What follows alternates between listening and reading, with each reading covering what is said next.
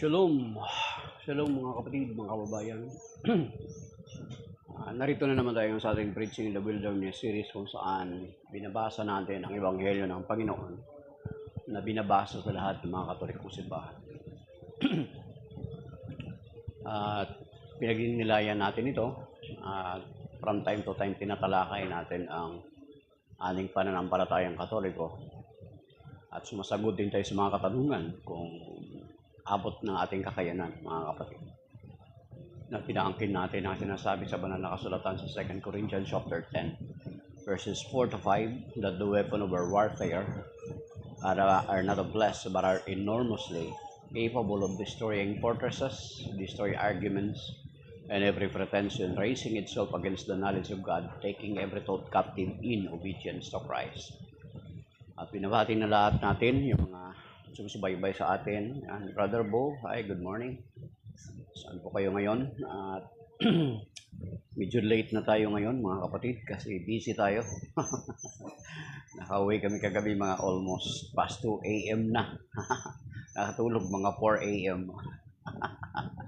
So, ganoon din mamaya 11 a.m. kakanta kami sa funeral mass, and then after that may meeting kami ng 1 p.m. sa Morong Rizal. So hindi namin alam kung hanggang ano oras yun, most possibly hanggang mga 5 p.m. So, ayan mga kapatid, nawa pagpalain tayo ng Panginoon sa araw nito, samahan niya tayo, bigyan niya tayo ng karunungan, bigyan niya tayo ng kalusugan, ng kalakasan, at iligtas niya tayo sa mga mabibigat na mga pagsubok at mga malulubang karamdaman. So sinasabi din ni St. Paul, this is sa 2 Timothy chapter 4, verses 3 to 4, verse 2 to 4, sabi niya, proclaim the word, be persistent, whether it is convenient or inconvenient. So, marinig natin sa paligid, yung mga inconveniences, maingay, natural. Alam natin ngayon, Sabado ngayon mga kapatid. So, yet, tuloy-tuloy natin ginagawa ito sapagkat ito yung nais ng Panginoon na tuloy nating pinagninilayan ng Word of God. Yan, maingay. Stop! So, ayan, ay, nominasakra. Kamusta na ang pakipag-tunggali sa mga taga 1914? Hey, stop! Okay. So, those are inconveniences na sinasabi ni St. Paul dito sa 2 Timothy chapter 4, verses 2 to 4. Na bagamat may mga inconveniences, convenient or inconvenient, patuloy natin itong ginagawa for the sake of our separated brethren, for the sake of our mga kapatid natin, mga Katoliko, na most of the time, sila yung mga target na mga separated brethren natin na akayin sa kanilang mga sect at denominasyon. So that is why we are helping them sa pamagitan ng mga ginagawa natin. So the gospel of today is taken from the gospel according to St. Luke chapter 21, verses 34 to 36. Glory to you, Lord. Beware that your hearts do not become drowsy from carousing and drunkenness and the anxieties of daily life, and that they catch you by surprise, like a trap. For that day will assault everyone who lives on the face of the earth. Be vigilant at all times and pray that you have the strength to escape the tribulation that are imminent and to stand before the Son of Man. The Gospel of the Lord. Praise to you, Lord Jesus Christ. So, ang Ebanghelyo ganito, mga kapatid, itong Luke chapter 21 ay, yun nga, pinagsama ng Panginoon yung kanyang pagtatalakay sa pagkawasak ng Jerusalem noong panahon na yon, 33 AD niya binanggit at natupad nung around AD 70 at binabalaan niya ang kanyang mga alagad na magiging handa palagi. At the same time, yun nga, sinasabi natin na ang tinatalakay din ng Panginoon ang tinatawag na eschatological things, the things to happen on the last days. Yung mga palatandaan ng kanyang muling pagbabalik na sinasabi niya, dito na Beware that your hearts do not become drowsy from carousing and drunkenness and the anxiety of the daily life, and that they catch you by surprise. So, huwag daw tayo mahirati sa mga bagay-bagay na usually na ginagawa ng mga tao. Di ba? Nagugumon yung tao sa mga makamundong bagay, napapalayo na sa Panginoon. So, pinag-iingat tayo ng Panginoon. Sabi niya baka we will be caught by surprise. Di ba? Yung pag sinabing caught by surprise, hindi mo expect, di ba? Hindi mo expect na, kumbaga parang gumagawa ka ng masama. Hindi mo expect na meron palang CCTV. So magulat ka na lang, magiging viral ka na. Yun. Kumbaga yung sa mga we are doing our daily routine na para bagang hindi natin pinaghahandaan yung bagay na dapat nating paghandaan, especially yung pagbabalik ng ating Panginoong Jesucristo. So, nagumon tayo doon sa mga araw-araw nating gawain, sa mga daily activities natin, and we forget about the Lord. Yun yung mga bagay na sinasabi dito ng Panginoon. Sabi niya, beware that your hearts do not become drowsy from carousing and drunkenness. Yan. And the anxieties of daily life, and that they catch you by surprise. So, nagumon tayo sa mga usual natin ginagawa, sa mga daily routine natin, mga daily activities natin, yung paglalasing, mga bisyo, mga bagay na hindi kalugod-lugod sa harapan ng Panginoon. Binabalaan tayo ng Panginoon, mga kapatid, na baka balang araw maratnan tayo na hindi handa. And then sabi niya rito, and that they catch you by surprise like a trap. You see? Like a trap. Alam niyo ba yung style sa trap, mga kapatid? Lalo na sa mga nasa bundok, ano? Yung mga style sa trap is, it seems very clear. Dito sa unahan, di ba? Yung malinis.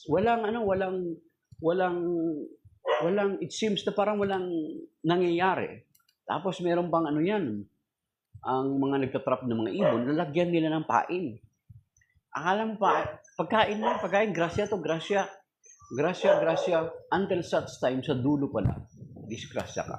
Kasi nagiging kampante ka dun sa ginagawa mo. Actually, ang ibang mga trapper dyan, ang ibang mga nagtatrap, pababayaan ka lang muna. Bigyan ka ng pagkain, araw-araw, sunod-sunod. May ihasik siya dyan na mga pagkain. Then, saka pa lang sila maglalagay ng trap. Later, mga how many days or week. Parang katulad ng mga budol, di ba? Sa mga budol gang or mga scammer. Di ba? Ganun yung style. Kumbaga parang, sige, magiging kampante ka. At ito yung sinasabi ng Panginoon na do not be and that they beware that your hearts do not become drowsy from carousing and drunkenness and the anxieties of daily life, and that they catch you by surprise like a trap. So you see, na para bagang akala natin wala na. It seems nothing will happen. It seems nothing to happen. Pero hindi mo alam na magugulat ka na lang na mangyayari na yung hindi mo inaasahan. Yun yung sinasabi na like a trap. Mga kapatid, patibong. Kaya nga yung mga separated brother natin, ang style nila, mga separated brother natin, para makaakay sila ng mga Katoliko,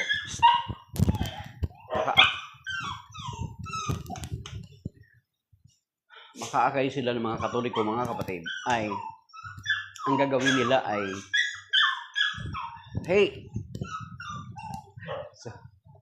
inconveniences talaga.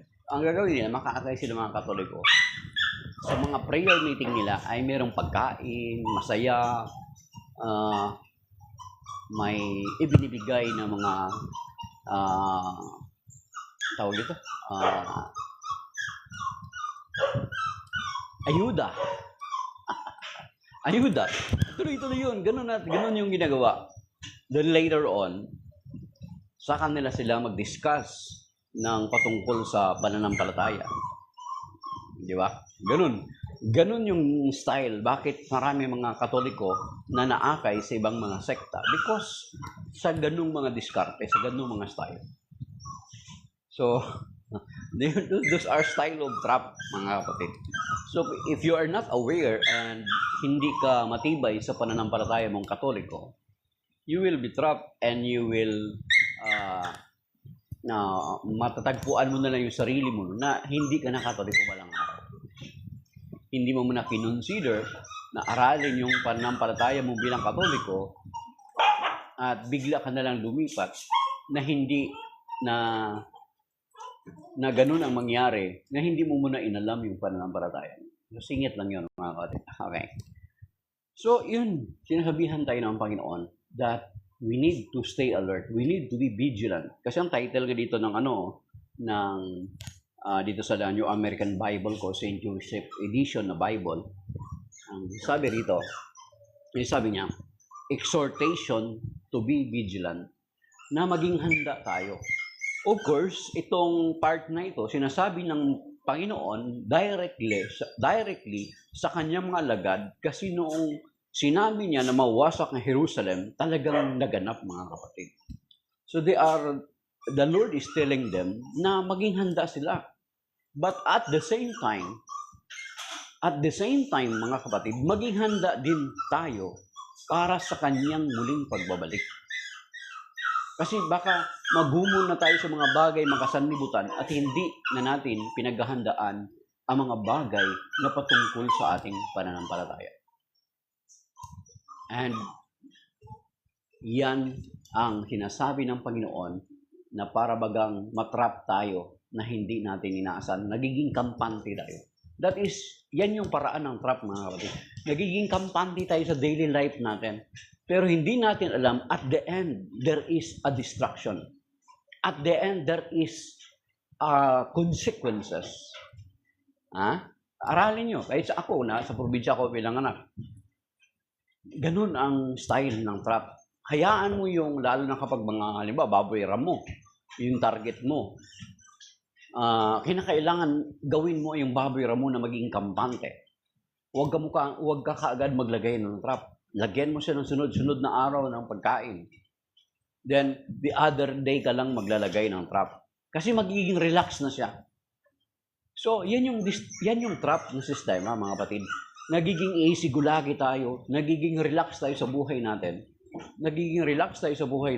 Without knowing na sa huli nito, kung hindi tayo aware, ay mapapahamak tayo because there is a trap, there is a consequences, there is a destruction at the end, mga kapatid. Hi, contemplative soul. Good morning. So yun, mga kapatid, pinag-iingat tayo, exhortation to be vigilant, hindi lamang sa mga darating na mga sakuna. Of course, katulad niyan, di ba? Sa ating dito sa Pilipinas, we are being advised, we are tinuturuan tayo na meron tinatawag na darating na the big one. Just the other day ay may nag-pop up sa cellphone ko na mayroon na namang magnitude 5 na lindol na nangyari kahapon. Hindi ko matukoy kung saang bandang lugar. And then, sa atin ngayon ay we are being warned of this big one, mga kapatid. At yan ay pinaghandaan natin. And the big one for us Christians is yung muling pagbalik ng Panginoon Kristo.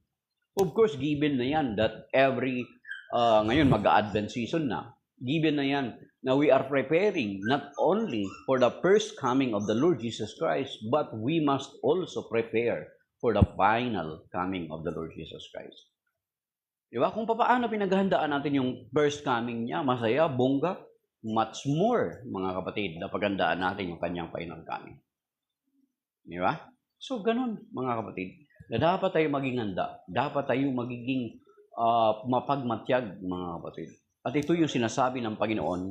Kaya nga dito sa huling part, sa verse 36, Be vigilant. Sabi niya, at all times, and pray that you have the strength to escape the tribulations. So, he is warning us for the tribulations to come sa sanlibutan na ito, especially during those first century na nawasak na yung Jerusalem. But at the same time, yung magiging vigilant din tayo, maging handa rin tayo sa muling pagbabalik ng ating Panginoong Kristo. Baka abutan niya tayo at tatayo tayo sa kanyang harapan na hindi handa, mga kapatid. At yan yung sinasabi ng 2 Corinthians chapter 5 verse 10 na lahat tayo ay haharap sa hukuman ng Panginoong Kristo. So long that is by now, mga kapatid, may God bless us and keep us safe and sound. Amen. Stop.